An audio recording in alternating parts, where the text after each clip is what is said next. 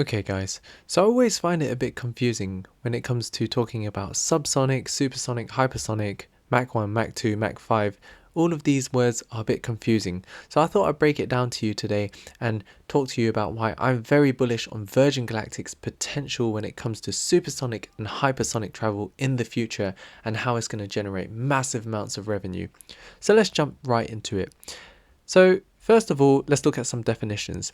So I think if we look at subsonic versus supersonic versus hypersonic, the easiest way to visualize it or to think about it is if we put the speed of sound somewhere between supersonic and subsonic. So if we put speed of sound here, anything that's subsonic is slower than the speed of sound, whereas anything on this side is basically faster than the speed of sound. So supersonic and hypersonic are faster than the speed of sound. And then you've got things like Mach. So what does Mach mean? Mach is basically the relative ratio between the speed of the object versus the speed of sound. So for example, if you've got Mach 1, what that means is the speed of the object is the same as the speed of sound. And then if you've got Mach 2, what that means is the speed of the object is twice as fast as the speed of sound, and so on. So Mach 5 basically means anything that's 5 times the speed of sound. And then if you have a look here, anything between Mach 1 and Mach 5 is supersonic, and anything Mach 5 and above is hypersonic. Now, the question is, where does Virgin Galactic land on this scale? But before I do that, check this out. What is this machine here? So this is the Concorde. Now, some of you might be wondering what the Concorde is. So the Concorde is basically a British-French developed turbojet-powered supersonic passenger airliner, which basically operated between 1976 until 2003. So that was a long time ago. And it basically had the maximum speed of over twice the speed of sound. Actually, just over twice the speed of sound. In fact, it was more specifically Mach 2.04, which basically meant it had a top speed of 1,354 miles an hour or 2,180 kilometers an hour. Now, if you look at the image again, you can see that actually this aircraft is huge. Check out the amount of passengers you can fit. So 92 to 128 passengers. And it actually first flew in 1969, and it entered public service or commercial service in 1976, where it operated for 27 years. And it actually later closed down because of things like cost and other controversial factors. And check this out. Look at the amount of revenue you can generate from these aircraft. So the aircraft was mainly used by wealthy passengers who can afford to pay high price in exchange for the aircraft's speed and luxury service. For example, in 1997, the round-trip ticket from New York to London via these Concordes was $7,995. It doesn't sound like a lot, but actually it was more than 30 times the cost of the cheapest option to fly this route at the time. So 30 times the standard ticket price. Okay, so it's very expensive, but at the same time it's very fast. And the reason why I talked about the Concorde is I just wanted to demonstrate to you that actually supersonic travel might sound like something that's far into the future, but actually we've had supersonic travel for almost the last 50 years. It's something that exists, and something that's very achievable. Just for people who think that Virgin Galactic are unlikely to release a supersonic aircraft anytime soon, that just demonstrates to you that actually no, the technology is there. It's been there for many years. Let's go on to Virgin Galactic. So what are Virgin Galactic trying to build? So Virgin Galactic partners with Rolls-Royce to build the new Concorde, quote unquote. But actually, it's not just a new Concorde, because remember we said that the Concorde will fly at a speed around Mach 2. The Virgin Galactic are collaborating with Rolls-Royce to develop an engine propulsion technology for a supersonic jet, which many are already hailing as the new Concorde, but it's actually capable of traveling at 3 times the speed of sound. So this is actually Mach 3, which is 3,704 kilometers an hour. So it's actually meant to be faster than the Concorde.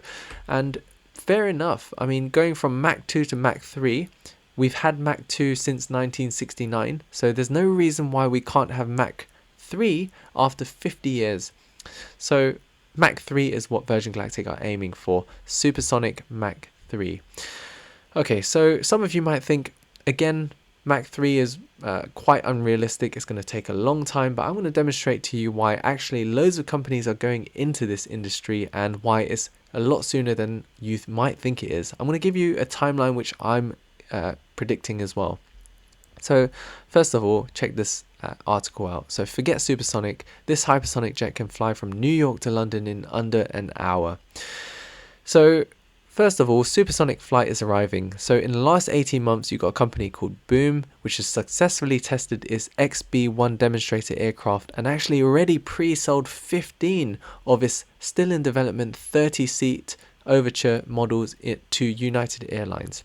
Now, Virgin Galactic, as I said earlier, is partnered with Rolls-Royce to roll out to develop a 19-seater supersonic aircraft, which is Mach 3. And then you've got the Russian Federation, who are also planning to build a supersonic jet for commercial use. So supersonic flights are arriving sooner than you guys think.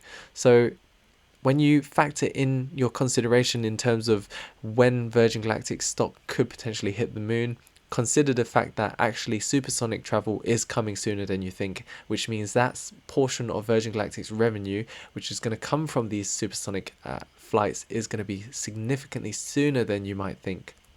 Now, aside from supersonic travel, remember I told you about hypersonic travel, so you've got Mach 5 and above. So you've got something or a company called Hermes Quarterhouse.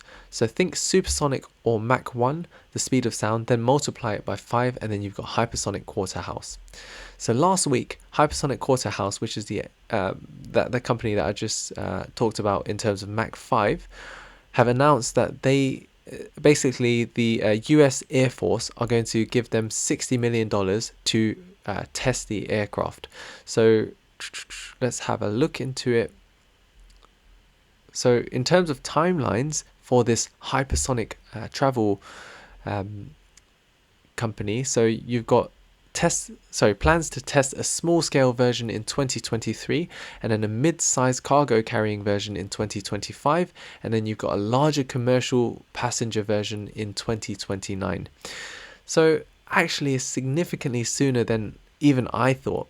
So we could potentially see Mach 5.5 aircrafts by 2030, which is incredible. We're already at 2021, and potentially by the end of the decade we might see hypersonic travel. So that's insane to me, and that gives me a better indication of what potentially Virgin Galactic could do. Now, again, some of you might be thinking, why aren't Virgin Galactic going for hypersonic travel? Well, I think Virgin Galactic are playing it smart. Why would you go from normal flights to hypersonic travel? Why would you skip the supersonic step? So I think Virgin Galactic are smart, because if they're going for supersonic, it means that they're likely to be able to release their products sooner and also for less of a cost than the hypersonic flights. So if we're thinking 10 years for hypersonic travel, I would say between 5 to 10 years for supersonic travel. And I think Virgin Galactic are choosing this route because it's more tactically efficient. They're going to be able to easily release these aircrafts for cheaper, and it's going to be faster to reach this technology, and therefore they're going to be generating that revenue sooner than a company like Hermes, who are going to take longer to create these hypersonic aircrafts. And obviously with the proceeds of the revenue, Virgin Galactic could be investing into hypersonic travel.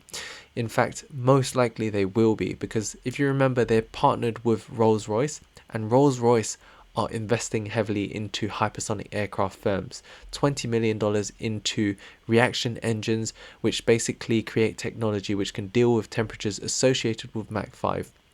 So basically, Virgin Galactic are teaming up with Rolls-Royce, and Rolls-Royce in turn are teaming up with hypersonic travel companies, which means that Virgin Galactic are going to look at hypersonic travel in the future, but just tactically it's a better move to go to supersonic first, get that done right, and then with the revenue that they generate from supersonic travel, then move on to hypersonic travel. So it all makes sense.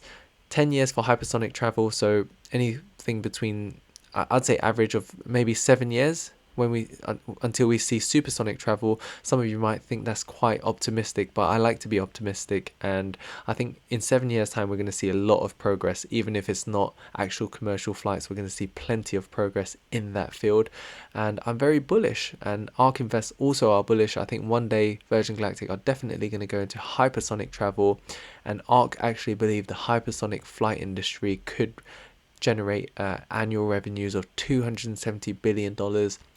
Virgin Galactic are doing it right. They're going from space tourism to supersonic travel to hypersonic travel.